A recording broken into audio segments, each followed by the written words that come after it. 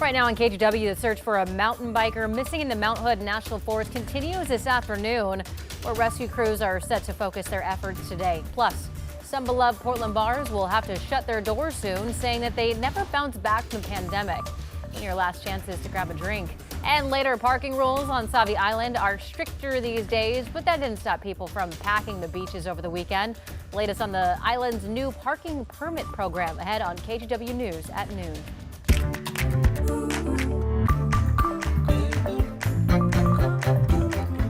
Thank you for joining us this afternoon. I'm China Green. Dozens of search and rescue crews are searching for a missing mountain biker in the Mount Hood National Forest. 52-year-old Ralph Sawyer didn't return from his planned biking trip on Friday. His car was found with his phone inside. But other than that, crews haven't found any other signs of his location. We talked to an official near the search area about the resources being used in the mission. Saturday, we had about 40 searchers out in the field using ATVs, motorbikes, drones. We had an airplane from Hood River County Sheriff's Office helping us out.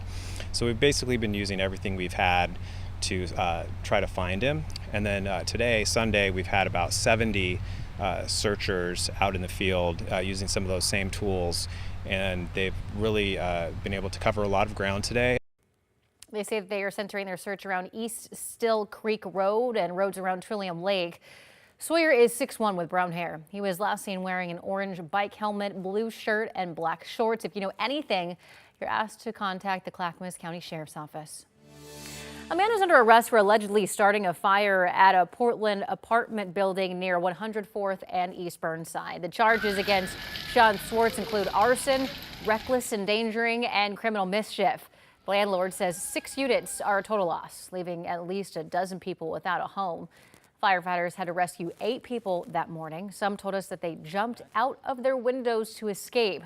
2 people ended up in the hospital with burns. 1 person broke their ankle from jumping to safety. We're told the suspect was a resident of that building. Meantime, the Cran fire burning near Madras in Jefferson County has grown to more than 4,500 acres overnight, essentially. The fire was discovered around 5:30 Sunday night and has triggered level 2 beset evacuation orders for parts of Jefferson County. The Jefferson County Sheriff's Office says the fire is 0% contained. Now, here's a look at the current evacuation map.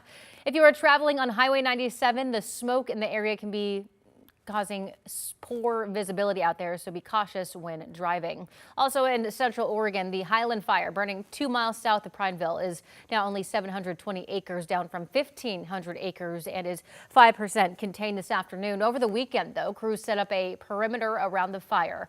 Aerial resources will help firefighters on the ground who are working on cooling hot spots.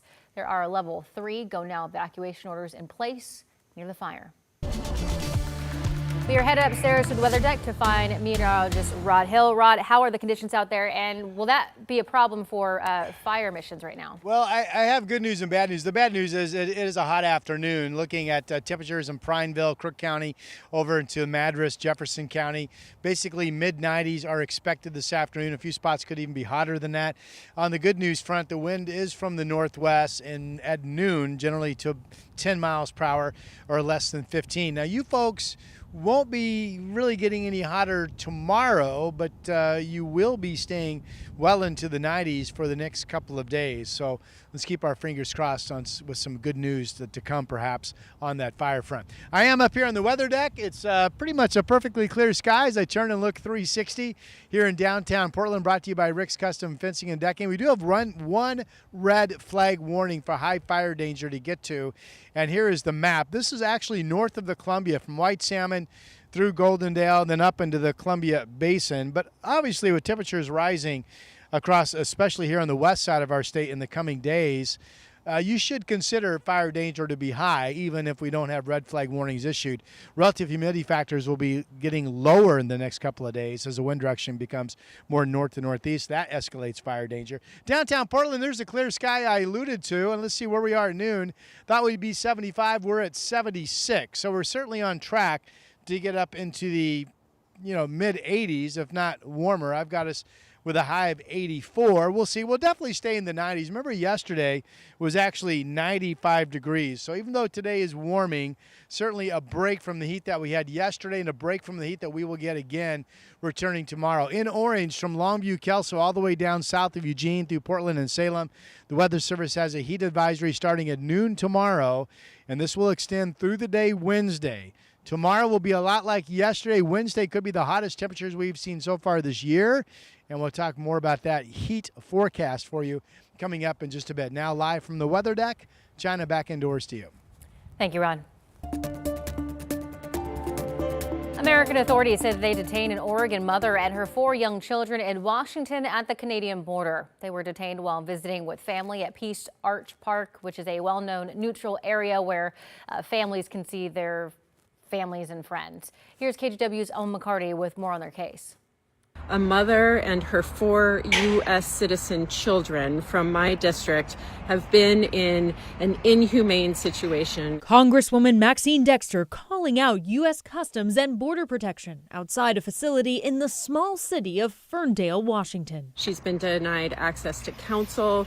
She's been denied access to her U.S. representative. If we accept that citizen children can be taken without cause, without due process, that mothers can be disappeared across state lines, we surrender our democracy. That mother, Jackie Merlos, her mom, and 4 children traveled up to a well-known meeting spot on the U.S.-Canadian border, Peace Arch Park. For years, people have used it as kind of a neutral area where they can see friends and family. But that meeting with her sister ended in detention. Here's Mimi Letnich, close friend and guardian to Merlot's children. Her sister, who's a Canadian citizen, stepped over the line when she was saying goodbye. Following that fateful farewell on June 28th, Mimi says Border Patrol approached, arresting Merlos, detaining her and her kids. Days later, she says ICE picked up Merlot's husband, Carlos, in Portland, taking him to the facility in Tacoma. They're the kind of people you want in society. They're the people that, you're lucky enough to have as friends. But a Customs and Border Protection spokesperson claims the mother was arrested for trying to smuggle, quote, illegal aliens into the U.S. In a statement, they added her children were present during the smuggling attempt, and she requested the children remain with her during detention. Len Saunders, an immigration attorney in Blaine, Washington, weighed in on the detention. Something doesn't add up here. It doesn't add up that a mom would bring her 4 American kids if she was trying to help smuggle aliens into this country. So I'd be interested to know what the final details are and if Homeland Security is being honest here and upfront. Alma McCarty, KGW News. Saunders told us that the Ferndale facility isn't meant for lengthy stays. The family's attorney says while Jackie isn't a citizen, she applied for a special kind of visa and those documents are pending. The attorney also says that she has not been charged with any crime. But last week, Representative Maxine Dexter accused the federal government of treating Jackie and her children not as citizens, but as threats. Police are investigating a deadly stabbing inside a southeast Portland home on Sunday. They say it happened shortly after 3 o'clock yesterday afternoon near the intersection of Southeast 114th and Boise Street. Officers found a man dead inside the home when they got there. Less than an hour later, they detained a suspect nearby. There's no word yet on whether the suspect and victim knew each other. In Deschutes County, 3 people walked away with relatively minor injuries after surviving a plane crash. Just after 11 o'clock yesterday morning, deputies were called to a community just north of Sisters Eagle Airport. There they found a small Cessna aircraft that had crashed shortly after takeoff. The people inside were able to get out of the plane before it became engulfed in flames. And in McMinnville, a Portland man led police on a very unusual chase Saturday after crashing his car into a building near McMinnville Municipal Airport with a woman and child in the car. This happened just after 12:30 p.m. at the building near the airport. Investigators believe 26-year-old Jamar Bell drove through a field and crashed through 2 chain-link fences before hitting the building. Police say that Bell then broke into the 2nd story of the building at the airport and was seen stealing keys. Bell was arrested on multiple charges. The woman and child in the car were not hurt. A couple of well-known Central Eastside Portland bars have announced that they are shutting down for good and soon. KGW's Celine Stevens spoke to a couple of the people behind one of those bars to find out why they're closing their doors after 20 years in business. Seems like every time we take a step forward, it's like another step back. Steve Carter is general manager at Slow Bar, a well-known spot for people to grab a burger and a drink 7 days a week. The bar just hitting its 21st anniversary on the 4th of July. There's people that wouldn't know each other if they hadn't been sitting next to each other at this bar. And they've become fast friends, and it kind of bums me out to think about where people are going to meet up now. Now the closure coming after consistent financial struggles post-pandemic. Basically just not wanting to go any more into debt, or not really able to go any more into debt, and it was just kind of time to call it. We've done everything we can as far as getting costs down and getting the costs of operating business down, but getting people through the door has been a little bit more difficult lately. Carter says he thinks problems with the drugs on the streets have also contributed to slow business. Sales have definitely declined like at least 30%. And it's not just them. Also on the Central East Side, Home, a bar, announced they are closing at the end of the month after 10 years due to increasing costs. And Higgins Restaurant in downtown announced they are on the brink of closure, writing in a statement they are hanging on by a thread. Just driving down Grand here and thinking about what we're losing, like Next Adventure is closing now. Nicholas isn't down there anymore. Andy and Bax is gone. Ollie Damon's left years ago. According to Prosper Portland, the city's retail sector continues to struggle, with vacancy rates for retail properties increasing to 32% in the fourth quarter of 2024, up from around 12% from quarter 4 in 2019. Now, Carter is expecting Slow Bar's doors to close for good on August 9th, sending their staff to try and find new jobs and fans of the bar to find a new gathering place.